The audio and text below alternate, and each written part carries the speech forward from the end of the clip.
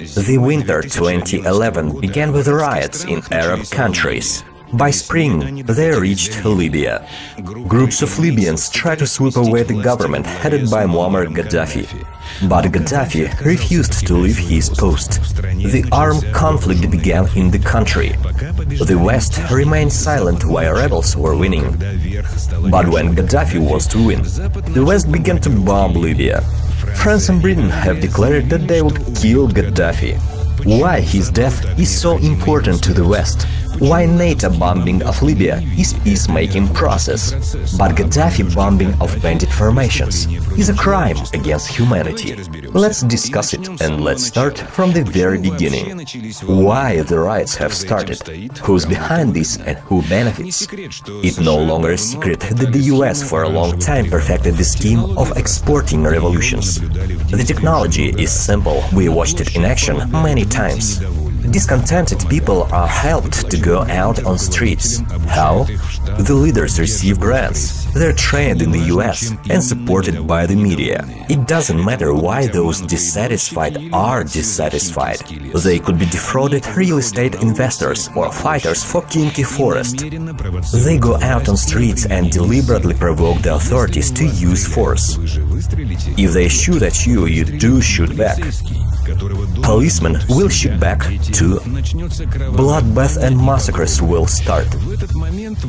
At this point, the power gets a choice: either to show weakness and resign giving in on provocation of less than 1% of the population, or forced to suppress rights, protecting the life and rights of 99% of its citizens. What would happen if the country's leadership leave? Pro-American president comes to power, large enterprises will be sold to the West. It happened in Russia under Yeltsin already. Those days the main assets of our country have been sold.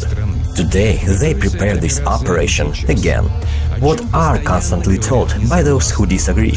They insist that Gazprom, Rosneft and other state-owned companies have to go into private hands. They should be sold at auction. Who'll be able to buy them for tens of billions of dollars? Only those who print those dollars in the United States of America. Wanna buy mega corporations for a penny? No sweat. Arrange a coup d'etat in the country. Now back in Libya. Why the West wants to kill Gaddafi? He showed to the world that the US can be defeated.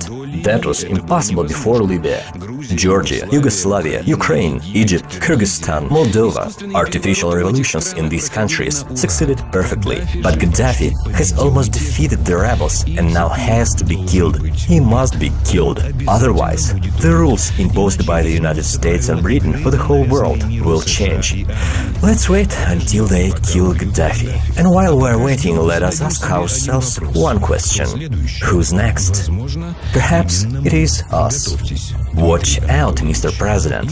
And you too, the Prime Minister.